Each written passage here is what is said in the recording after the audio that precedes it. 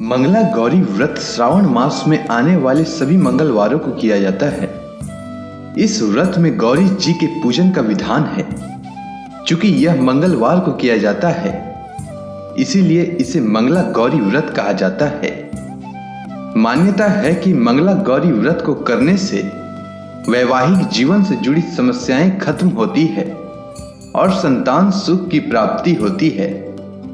आज के दिन मंगला गौरी व्रत कथा अवश्य पढ़नी या सुननी चाहिए और दूसरों को भी सुनानी चाहिए। इससे जीवन में कभी भी किसी प्रकार का कष्ट नहीं आता है और सदैव भोले बाबा और माता पार्वती की कृपा बनी रहती है। तो चलिए सुनते हैं मंगला गौरी व्रत कथा। एक समय की बात है, एक शहर में धर्मपाल नाम का एक व्यापारी रहता था। उसकी पत्नी आकर्षक और गुणवान थी। उसके यहां किसी भी चीज की कोई कमी नहीं थी, परंतु उसके कोई संतान न होने के कारण वह बेहद दुखी रहता था। वह व्यापारी और उसकी पत्नी दोनों माता पार्वती के अनन्य भक्त थे। दोनों प्रतिदिन पास के मंदिर में जाते और माता गौरी की पूजा अर्चना करते। साथ ही प्रत्येक मंगलवार को मंगला गौरी व्रत रखते थे। बहुत समय बीत गए। एक दिन माता गौरी उनके भक्ति भाव से प्रसन्न होकर व्यापारी की पत्नी को पुत्रवती होने का वरदान दिया, जिसके बाद व्यापारी को पुत्र रत्न की प्राप्ति हुई। घर में खुशियां मनाई गई। कुछ दिनों बाद एक मंगलवार को व्यापारी की पत्नी ने धर्मपाल को बगीचे में मंगला गौरी के पूजन के लिए आम का पल्व व फल लाने भेजी। जब व्यापारी आम का पल्व व फल लेकर आया तो वह थोड़ा उदास दिख रहा था। पत्नी ने व्यापारी से इस उदासी का कारण पूछा तो व्यापारी फुट फुट कर रोने लगा। कहने लगा, हे प्रिय, जब मैं बगीचे में आम का फल तोड़ने के लिए पत्थर चला रहा था, तब एक पत्थर गलती से नीचे स्थापित गणेश जी की मूर्ति को जा लगी, जिससे क्रोधित हो गणेश भगवान प्रकट हो कहने लगे कि हे व्यापारी, किसी भी व्रत में सर्वप्रथम मेरी पूजा होती है और मेरी कथा सुनी जाती है, और तुम मुझे ही पत्थर मार रहा है। जाओ व्यापारी, तुम्हारे यहां माता की कृपा से पुत्र की प्राप्ति तो हो गई, पर आज मैं तुझे तेरी करनी के वजह से तुझे श्राप देता हूं कि तेरा पुत्र 16वें साल में मृत्यु को प्राप्त हो जाएगा। तब तुम्हें पता चलेगा कि दर्द क्या होता है। इतना सुनते ही व्यापारी की पत्नी व्यापारी को शांत कराते हुए बोली, हे नाथ, होनी को भला कौन टाल सकता है। माता गौरी की कृपा से हमें पुत्र की प्राप्ति हुई है और वही हमारे पुत्र की रक्षा का रास्ता दिखाएंगे। भरोसा रखिए, और आज खुशी का दिन है तो खुशी मनाइए, बाकी सब माता गौरी पर छोड़ दीजिए। बालक के घर में आने से व्यापारी का समय कैसे बीतता चला गया, उसे थोड़ा भी आभास नहीं हुआ, और देखते देखते उसका पुत्र लगभग 12 वर्ष का हो गया। व्यापारी अपने पुत्र को पढ़ने के लिए काशी भेजना चाहता था, पर इससे पहले उसने अपने पुत्र की इच्छा भी जाननी चाहिए। इस पर व्यापारी का पुत्र बोला, पिताजी, मुझे अब पढ़ने में थोड़ी सी भी रुचि नहीं है। मेरी प्रबल इच्छा है कि मैं लोगों की सेवा करूं। इस पर व्यापारी तनिक सोच में पड़ गया।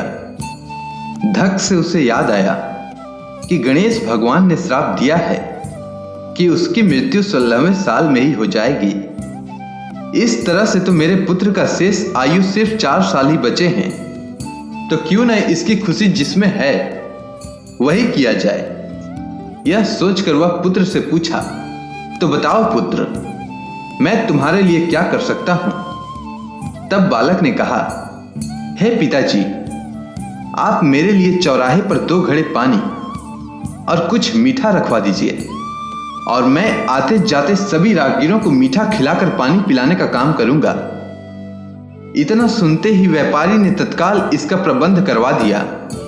और फिर क्या था, बालक चौराहे पर बैठकर आते जाते राहगीरों को रोजाना पानी पिलाता और सभी राहगीर पानी पीने के बाद उसे युग युग जीने का आशीर्वाद देते।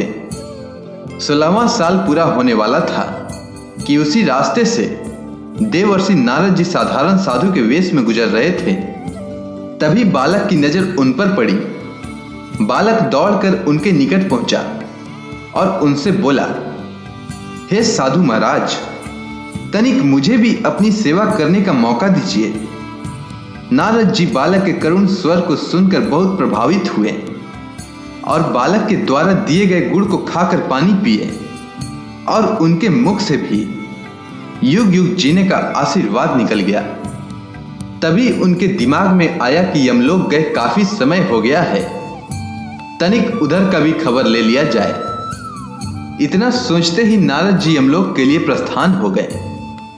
वहां जाने के बाद देखते हैं कि यमराज जी महाराज कहीं प्रस्थान करने वाले हैं। तभी उनसे रहा नहीं गया, उन्होंने पूछ ही डाला कि महाराज, लगता है आप कहीं जाने के लिए तैयार हैं। इस पर यमराज जी बोले कि हाँ मुनिवर, आप बिल्कुल ठीक समझे। मैं पृथ्वी लोक पर एक बालक के प्राण हरने जा रहा हूं। तभी नारद जी ने पूछा, बालक, इतनी कम उम्र में भला ओ क्यों? क्या उसका प्राण हरना इतना आवश्यक है? तब यमराज जी ने बताया कि एक व्यापारी का पुत्र है जो कि भगवान गणेश द्वारा शापित होने के कारण अल्प आयु है और उसकी मृत्यु 16वें साल में निश्चित है और आज उसका 16वां साल पूरा होने वाला है। पर आज भी वह बालक अपने मृत्यु से बेखबर राहगीरों को मीठा खिला रहा है और पानी पिलाकर उनकी सेवा कर रहा है। इतना सुनते ही नारद जी का माथा ठनका और बोले, आप कहीं व्यापारी धर्मपाल के पुत्र के बारे में तो नहीं कह रहे हैं? तब यमराज जी ने कहा कि आप बिल्कुल ठीक समझ रहे हैं महर्षि नारद। इतना सुनते ही नारद जी ने कहा, यह तो असंभव है महाराज। मैंने भी उस बालक की सेवा प्राप्त की है और मीठा खाकर पानी पीने के पश्चात उसे युग युग जीने का आशीर्वाद भी देकर आया हूं। भला एक ऋषि की वाणी कैसे असत्य हो सकता है? इस पर यमराज जी बोले कि यह सब मेरा काम नहीं है। मेरा काम किसी भी व्यक्ति का उसके निश्चित समय पर प्राण हरने का है, सो मैं करने जा रहा हूं। इसके लिए आप गणेश के माता गौरी के पास जाएं और उनसे ही बालक के प्राण की रक्षा के लिए याचना करें, तभी कोई काम बन सकता है। इतना सुनते ही नारद जी दौड़े दौड़े कैलाश पर माता गौरी के पास पहुंच गए और देखा कि वहां स्वयं भगवान शिव और गणेश जी भी बैठे हुए हैं। इसके बाद नारद जी ने सारा वृतांत कह सुनाया।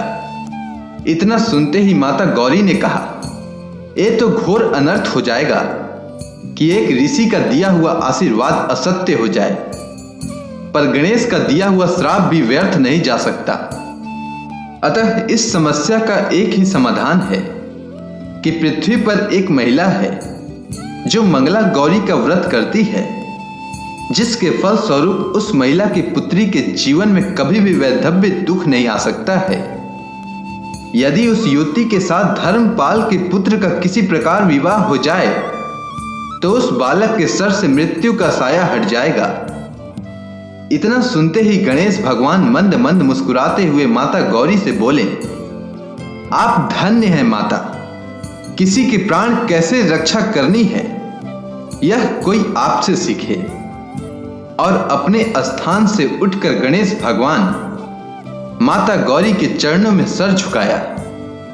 फिर क्या था, नारद जी ने व्यापारी के पास जाकर उसके पुत्र के प्राण की रक्षा का उपाय बताया और फिर व्यापारी ने आनंद फानन में उसने अपने पुत्र का विवाह उस युवती के साथ कर दिया और इस प्रकार माता गौरी की कृपा से व्यापारी का पुत्र दीर्घायु हो गया। अगर आपको यह कथा अच्छी लगी हो तो कमेंट सेक्शन में जय मां गौरी लिखना न भूलें। धन्यवाद।